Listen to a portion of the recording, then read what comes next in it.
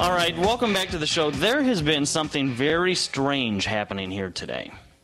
I'm just going to give you some behind-the-scenes goings-on here. This is how this works. We have what's called a Comrex unit. It's an access Comrex unit, and it is hooked up to the internet, which sends a signal from my mixer board to the broadcast studio in Minneapolis, and then they broadcast it to your local station, and that's how you're hearing us.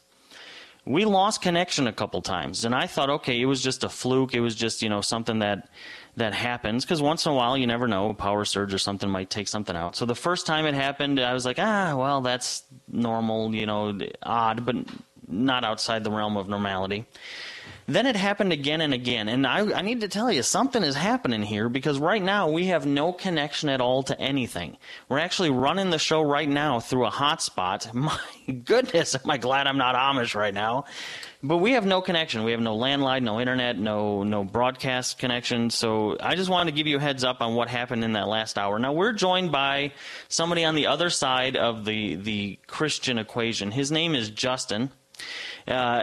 And Justin, welcome to the show. How are you doing, sir? Good. How you doing? Can you hear me? I have got to tell you, it has been a very rough start to the show. But other than that, I'm good. I mean, we're talking about freedom, and just so listeners know, we will have Jake McMillan back on this show. He understands what's going on, and we're just going to work it out so he comes back at another time. So, Justin, I don't know if you were listening to what was an attempt at the first half of the show. But we were talking about the Christian values and how some people think that it's the Christian thing to do to vote for Rick Santorum because of his recent change of heart. So let's just start there. Tell us a little bit about your background so people have perspective, and then tell us why it's not necessarily the case that Rick Santorum is the default Christian vote. Sure.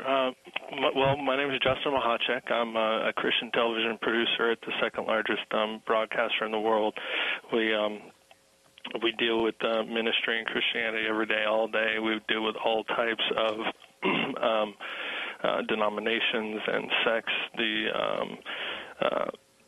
My background, I actually was I joke and I say I was a heathen, but basically I didn't have a heart for God or decide to follow God for the first part of my life, and it wasn't until I was 18 or 19 that I decided to accept Jesus and follow God and begin to change my life. And I guess that would sort of lend to your first point as I was listening to what you were saying about Rick Santorum is sure, it's expedient right now that he has had a change of heart, but I can remember when I first got saved and I got my life sort of back on track, and there were all these people that I had hurt and all these decisions that I had made that had drawn me off course, and it wasn't just because I said now that I was a good person that those people that I hurt and that distrusted me were now all of a sudden going to begin trusting me again.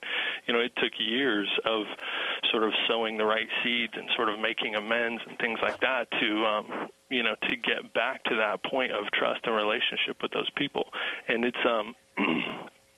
baffles me that we have become a society that will just accept the rhetoric of people like Rick Santorum and just the blatant exploitation of our faith as Christians.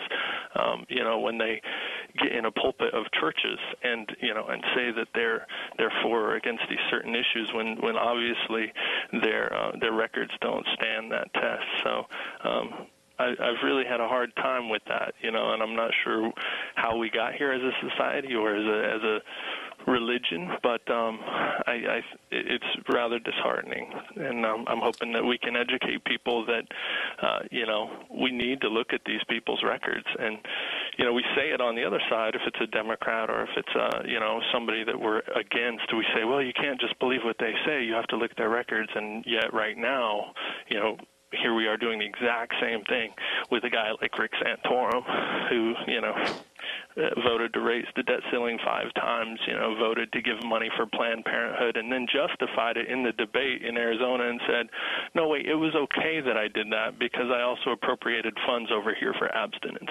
And so his just scale is that it's okay to fund abortion as long as you also fund abstinence. And those sort of things just, I don't get it. Are you there? All my work in endless measures never seem to get... Okay, I am not a conspiracy theorist, but this is insane that we would lose every form of communication, including our cellular signals. Justin, are you still with us? I hear Justin. Don?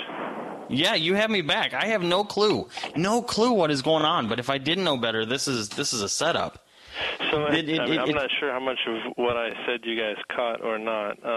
Well, what you said, everybody caught, because your connection is just fine. We're having some sort of odd issue where we have now lost phone connection, we've lost internet connection, we've lost cellular connection, and something is going on.